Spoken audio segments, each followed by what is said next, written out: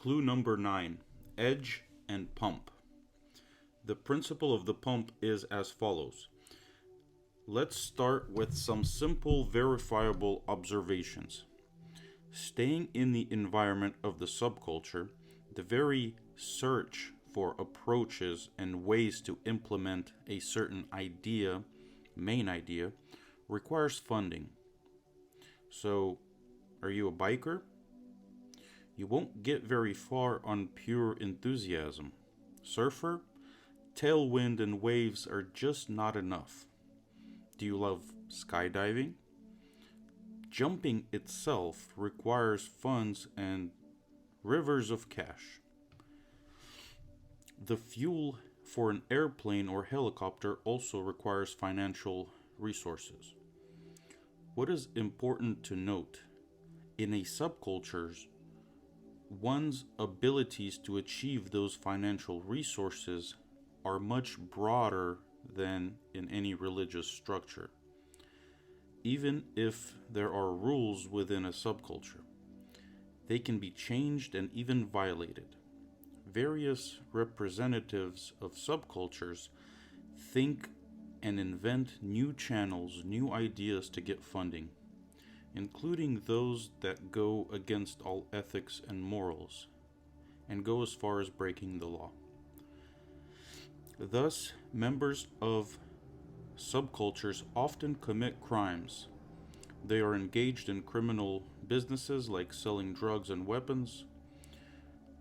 Cashing out this money can happen through the cultivation of hemp and the sales of prohibited goods. In fact, we could compare this extractive function with a pump. That's why this is called a pump. A certain pump that constantly demands money, often very quick money, easy money as they say in the United States. So subcultures often require easy money, and this easy money, quick money, cannot be earned in the usual law-abiding way. Therefore, many subcultures use the term, we just kind of earn it somehow, any way possible. And often the financial structure itself is the main secret of such an organization. However, one should not make sharp generalizations and conclude, for an example, that all bikers are criminals. The following situation may arise in a completely natural way. Let's say there's a city, and in this city 200 people ride motorcycles. Half of those people may not even realize that there's some kind of a secret financial structure that exists. But there could be a core, a certain amount of bikers in a group, a gang, that do trade and sell drugs. This idea is often exploited by the cinema and Hollywood. That is, there could be only 5 people out of those 200 bikers that are aware of the existence of this illegal drug trafficking, and those 5 bikers are amongst the other ones within the same subculture. Ethical and moral values, restrictions on manners, etc., thou shalt not kill, thou shalt not steal, do not commit adultery, those religious dogmas are usually non-existent in the subculture. On this contrary, the members of the subculture usually have a very good explanation of why it's allowed to go beyond the law, and very good excuses why certain actions that contradict the forms of the state and law are possible.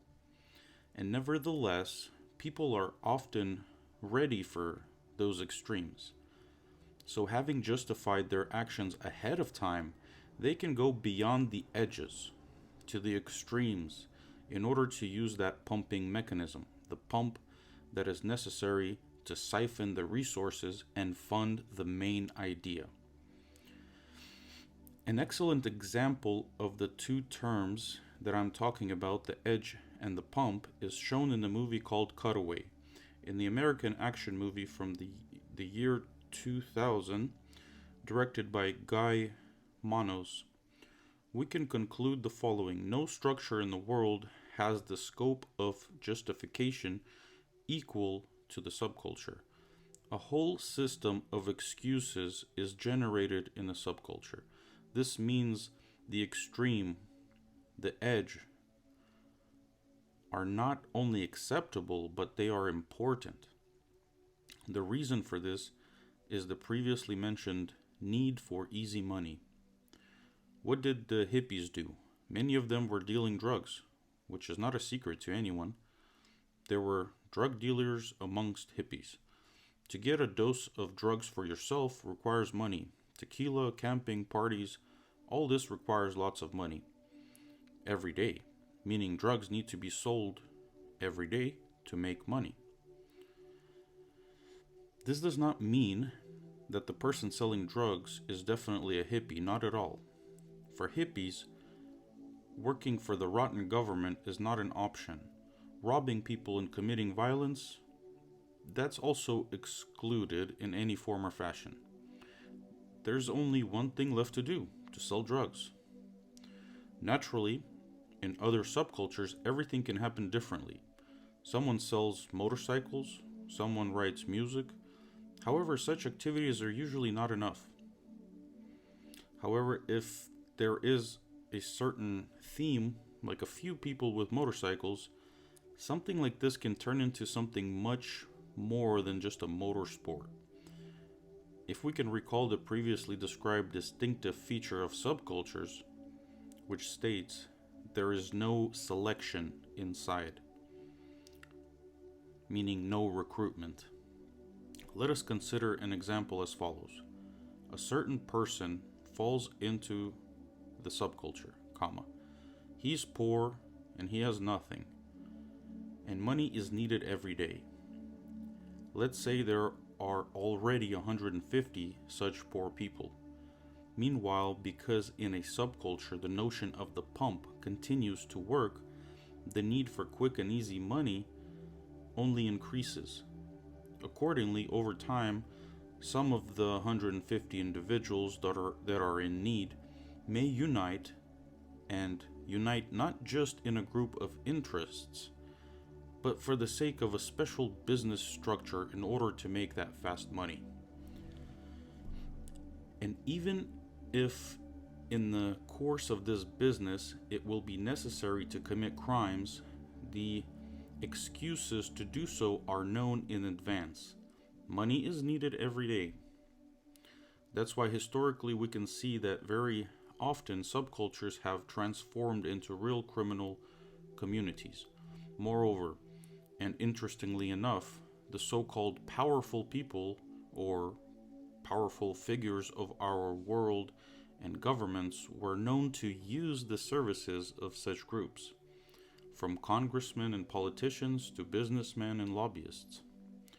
Even though the so-called pumping function of the subcultures turned some people into criminals, in the eyes of the representatives of the so-called respectable society, the same pumping function gave the newly arrived criminals a new status, which is, quotation marks, reliable people. And who doesn't want to do business with reliable people that really know how to solve problems? This question is rhetorical.